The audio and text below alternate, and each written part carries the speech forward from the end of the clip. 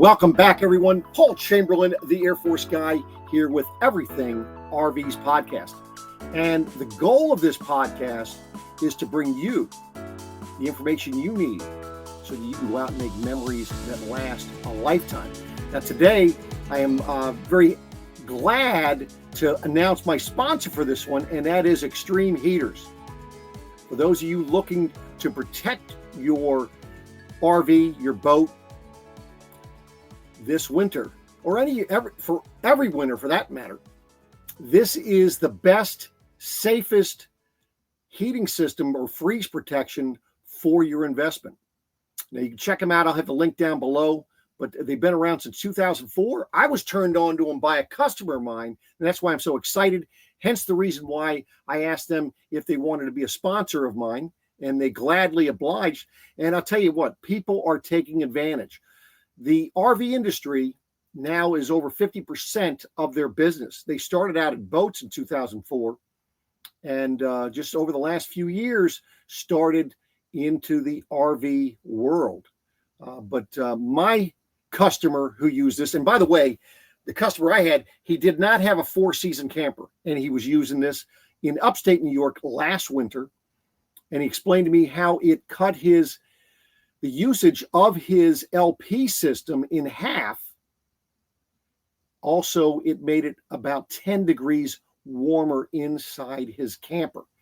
So today, we're going to be talking about protecting your investment, whether it's your boat or RV, from this harsh weather in this winter. And how are you going to be doing that? And that is using the advanced, as you can see, the advanced freeze protection by Extreme Heaters. Now, they come in various sizes. This is a 600 watt, by the way. So as you can see, it's a little bit bigger than my hand. The smaller one is about the size of your hand. But these things are phenomenal. Here is what sets them apart from the competition, if there is any competition. But they are Coast Guard certified. They're the safest freeze protection for your RV or boat. And here's the way that you're using them. You're going to go ahead, if you're skirting, if you're in the weather where you need to skirt your RV, or you should skirt your RV, what you're doing is you're putting one of these down below your RV, and you're plugging it in. And basically what you have airflow going in through here, and then it's coming out through this end. Now, I keep this inside my front storage bay because that's where I hook up my water. I want to keep that storage bay warm. Now, these things have a thermostat on them, and it controls them from coming on and going off at certain temperatures. And here's what it is. It comes on at 40 degrees, and it goes off at 55 degrees. Now, the difference that they have with theirs is they're paying extra for a tighter tolerance thermostat. And what they're doing is, most thermostats, they're about 6 or 7 degrees as far as from a tolerance standpoint. Theirs is 3. There's no such thing as a 1 degree thermostat. Theirs is at 3 degrees. Now, when they're making these, they throw away a heck of a lot with buying these thermostats. The manufacturer's throwing away a lot because they're not within that tolerance. But now what they're doing is, the amount of airflow that's going through here, what their goal is to have 58 CFMs of airflow. They want to go ahead and be able to turn around the airflow in there 5 to 6 times an hour. Hence the reason why that's so heavy. Now, they also want that a lot of backflow air pressure. When we're talking about back airflow, we're talking about the amount of air pressure coming through here, because it's not only, this is where the fan is coming out, it has to go by the heating element to be blowing the air in through your camper. Now, when you're mounting these in your camper, you can mount it this way, you can mount it this way, you can mount it this way, you can mount it this way. It doesn't matter. The only thing that matters is you need to have about 2 or 3 inches of air, clearance on this end for air to go in. But this is for where the fan is coming out. You want the maximum amount of room for the air to be flowing through a particular space. So if you're putting this into your underbelly in your camper, your storage bays, that's where you want the majority of the space to be available so they can circulate that air, get that air out and let it do its job. Now, let me tell you a little bit about the successes with this. Customer had a 40-foot camper in Wisconsin, and they were able to and of course they probably got the largest one. They were able to keep it at 42 degrees under their camper, which then obviously that made the floor a heck of a lot warmer than having that air blowing underneath there. So that's the kind of success that you can have in keeping those pipes from freezing under your camper. Now, this company, let me tell you a little bit about the company. The company has been around since 2004. They're right out of their United States of America company, right out of Georgia. So it's made right here. And they started in 2004 just for boats. He made it for his own. But then people on the dock were hearing about what he was doing because he wanted to go ahead and be able to keep his boat in the water for those nice warm weekends that would come up, and he'd go down and use it.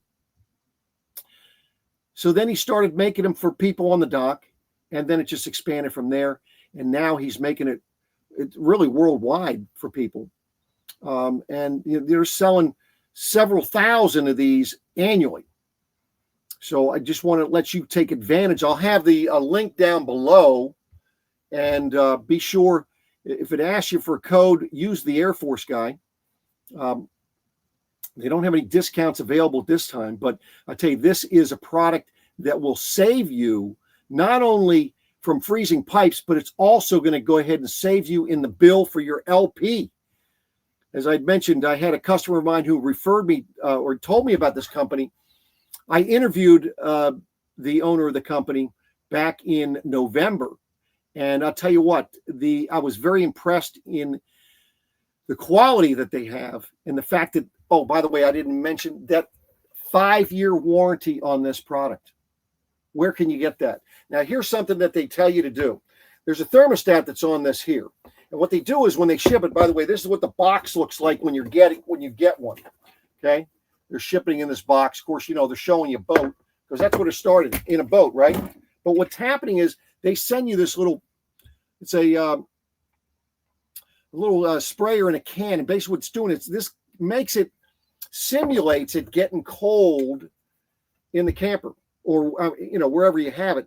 You spray some right on that little quarter size thermostat. And what will happen is then it should turn on. This way here, you can test it every time that you're going to go ahead and mount it or bring it out. Some people just leave it and don't even worry about it. You just unplug it and so forth. But you just use this can. It's kind of like freezing a can, and it goes ahead and simulates the air getting cold, and that'll turn that on. But I'll tell you, this is a godsend. For those of you that need this, you will thank me for turning you on to this product. People in tiny homes are using them. There's all different types of ways that you could utilize this. So check them out today and give me feedback. Let me know what you're thinking. If, in fact, you get one, let me know. Or maybe you already had them. Let me know how it worked for you. But I do appreciate you watching. Next week, we're going to be talking about how to improve the air quality in your RV or your boat, for that matter. So, but stay tuned. I'll be back at you again next Friday, same time, same bat channel. So appreciate you watching. Comment, like, subscribe, and I do appreciate you lending me your ear for this podcast. So you all go have a great weekend.